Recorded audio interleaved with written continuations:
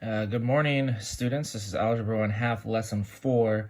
This lesson is a review of all sorts of multiplication and division problems. So we're going to run through the practice problems here, just point out a couple key things. Practice problem A is 300 times $1.25. I'm going to take out the decimal and just add it in at the end. Okay, I don't need the decimal in my multiplication problem. It's just going to maybe make things more confusing. And in fact, I'll take the zeros off this 300 as well and just do 125 times 3 for my actual multiplication. That will give me 375. And then I'm going to add those zeros back on, right? So I got 375. But then I also need to remember I had 2 decimal places for my problem, so my answer needs to have 2 decimal places. And then I add my units, and it's going to be $375. Okay? And I think, is this answer reasonable, that 300 times $1.25 would be 375? Yes, that is reasonable. But don't do this as a 3-digit times 3-digit multiplication problem. Just multiply by 3 and add your zeros at the end, and then put your decimal in.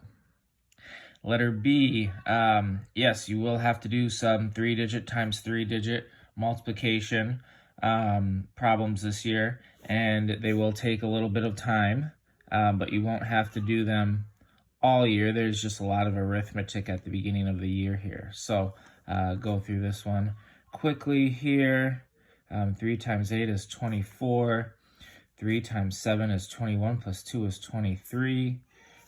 3 times 7 is 21 plus 2 is also 23. Then I add my zeros here because I'm moving one place value over. Since I'm done using these numbers, I like to cross them off. 6 times 8 is 48. 6 times 7 is 42, plus 4 is 46. 6 times 7 is 42, plus 4 is 46. Okay, last column, 5 times 8 is 40. 5 times 7 is 35, plus 4 is 39. And then 5 times 7 is 35, plus 3 is 38. And then I have 4, 1, 1, 0, 1, 8, 1, 3, 1, 4. And I get 438,014. Okay, a lot of work going into that one, but it is just multiplication review. Now letter C. As I mentioned in class, if you're in class on Tuesday, I want you to write these answers for division problems with the remainder right now. And I want to emphasize that this fraction bar is the same thing as a division sign. So I could rewrite this as 261 divided by 30. Now, if I then write it as a long division problem, I still really just have to estimate how many times 30 is going to go into 261, because it doesn't go into 2 and it doesn't go into 26. I know 30 times 9 would be 270, so I'm going to try 8. That would be 240. I have 21 left over, so I'm going to write my answer as 8, remainder 21. Okay. Letter D, $49.08 divided by 12. Start by bringing the decimal up. 12 goes in 0 times, then goes in 4 times. I get 48, 1, bring the 0 down. Key point here, I brought down another digit. 12 goes into 10 0 times though, so I have to put a 0 up here because it went in 0 times. If you bring down another digit in your long division process, excuse me, and the number you're dividing by still fits in 0 times, you have to put the 0 up there. Then I bring down another digit. 12 goes into 108 9 times, so I get $4.09. Okay. Letters E through G are missing number problems. Letter E, I have a multiplication problem with a missing number.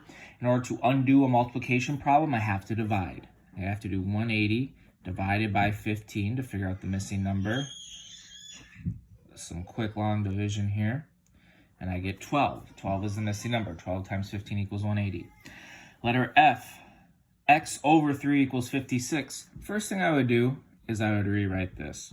with a traditional division sign, because I find sometimes students get confused when the fraction bar is being used for division, and oftentimes it's a little easier to figure out how to find the missing number if we have it written in the more traditional way. So some number divided by 3 equals 56. Well, to find that larger number, I'm going to have to do 56 times 3. Okay? And that is going to be 168. 168 over 3, or 168 divided by 3, will equal 56. And finally, 368, I'm going to rewrite this one as well. 368 divided by something equals 92.